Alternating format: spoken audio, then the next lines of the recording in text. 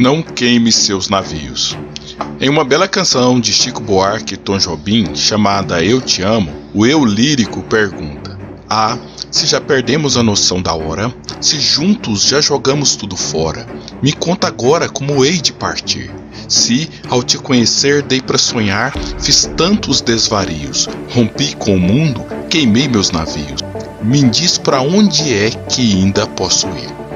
Amantes que se sentem desnorteados com o fim de um relacionamento é um tema frequente no universo musical, mas essa música tem um pequeno detalhe que passa desapercebido para muitas pessoas.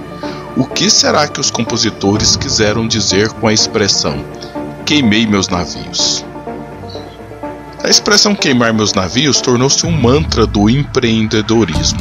Numa busca simples pelo Google, apareceram os seguintes resultados. No site Antropos, Antropologia Empresarial, a expressão é definida como: queimar as naus significa, pois, ir em frente, sem sequer poder pensar na possibilidade de voltar ou desistir. Há vários exemplos na história de comandantes valorosos que fizeram a mesma coisa. Dizem que os vikings faziam o mesmo ao chegar no porto para invadir um território e conquistá-lo. Queimavam seus navios para impedir qualquer possibilidade de recuo. Queimar as naus significa, pois, vencer ou vencer. No jornal Umuarama Ilustrado há um artigo de William Marx com o título de "Queime os navios". Ele diz: "Queime os navios". Essa frase atribuída ao conquistador espanhol Hernán Cortés tornou-se muito conhecida e utilizada de maneira motivacional.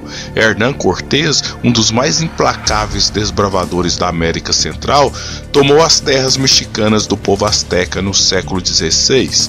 Conta-se que ao chegar em terras mexicanas e notar a apreensão e medo em seus soldados, Cortés, para impedir que seus soldados fugissem acovardados, ateou fogo aos navios.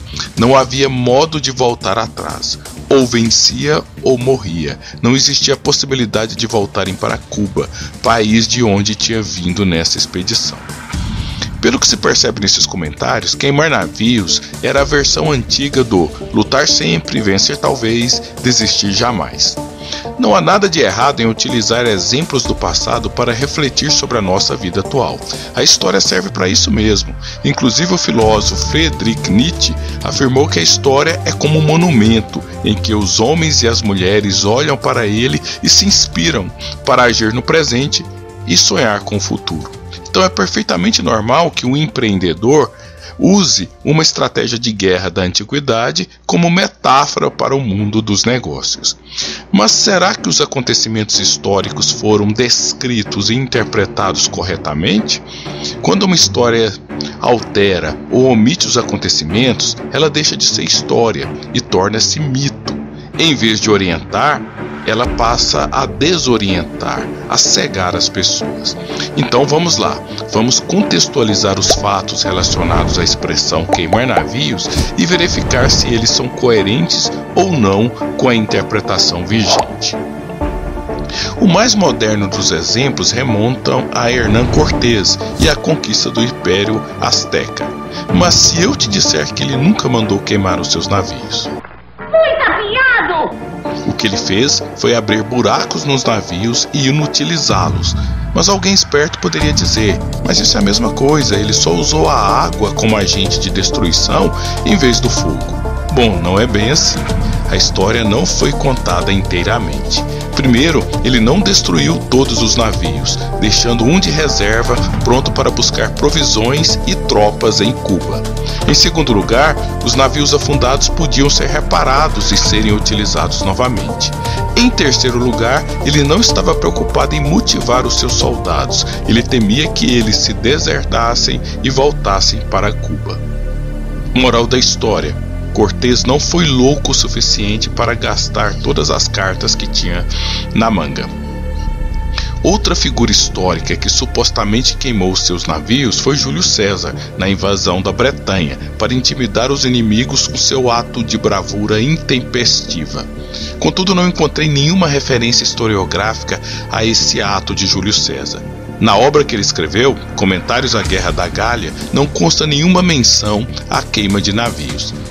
E pode ter certeza, exibido como ele era, ele não ia perder a oportunidade de escrever sobre isso para exaltar a sua personalidade. A única referência que encontrei sobre Júlio César queimar navios foi na biografia escrita sobre ele por Plutarco. O caso ocorreu em Alexandria, no Egito, numa guerra contra o irmão de Cleópatra. Plutarco afirma: vendo que seus inimigos vinham para tirar-lhe os navios, foi obrigado a afastá-los com o fogo, o qual incendiou o arsenal onde estavam os navios, bem como a grande e afamada biblioteca de Alexandria. Percebe-se então que César queimou seus navios por acidente, e foi um ato tão desastrado que provocou a destruição de parte da maior biblioteca da antiguidade. Outro sujeito que teve uma fama ampliada por ter tido coragem de queimar seus navios foi Alexandre o Grande, quando invadiu a Fenícia. Mas isso é muito improvável de ter acontecido, pois o general macedônio comandava uma tropa experiente que nunca havia experimentado uma derrota. Então, por que justamente contra os fenícios ele iria abrir mão da sua frota naval? A única referência de algo próximo a queimar navios relacionado a Alexandre ocorreu às vésperas de sua expedição à Índia. Os carros estavam muito cheios de espólios de guerra e por isso andavam vagarosamente. Segundo Plutarco, Alexandre mandou então queimar o seu próprio carro e o de seus comandantes, estimulando os soldados a queimarem também os seus. A mensagem que ele queria passar com isso não tem nada a ver com determinação desesperada, mas sim mostrar que não se precisa de muitos luxos quando se vai para a guerra. Uma espécie de minimalismo bélico.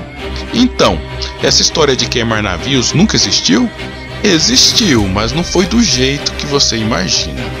Um tal de Agatócles, tirano de Siracusa, que estava em guerra contra a cidade de Cartago, mandou queimar todos os navios assim que chegou na costa africana. Mas os especialistas não interpretam esse ato como uma forma de fazer os seus soldados lutarem desesperadamente pela sobrevivência. A sua preocupação é que os navios não caíssem nas mãos dos cartaginenses, pois a tropa teria que andar mais de 100 quilômetros até chegar a Cartago, e ele, sabiamente, não queria enfraquecer a força invasora, deixando um destacamento só para vigiar os navios. Então ele queimou os navios e os ofereceu em sacrifício a Deméter e Core, as divindades da Sicília. Matou 2 bolas com uma tacada só. Então, bem diferente do que dizem os coaches do empreendedorismo, nenhum grande general da antiguidade queimou seus navios e investiu tudo numa última cartada de vida e morte. Pelo contrário, um bom general sempre tem que ter um plano B ou uma carta na manga. Se tudo der errado, é importante sobreviver para ter uma segunda chance. O maior estadista do século XX, Winston Churchill, cometeu um erro estratégico na Primeira Guerra Mundial, que ficou conhecido como Desastre de Galípoli. Depois se recuperou e se tornou o maior responsável pela vitória dos aliados na Segunda Guerra Mundial. Quem queima navios pode ficar igual ao sujeito da música do Chico e do Tom Jobim, não ter para onde ir depois de um pé na bunda. Não sei de vocês, mas eu não vou queimar os meus navios. Olá, sou o professor Eliezer Cardoso de Oliveira, agradeço pela atenção.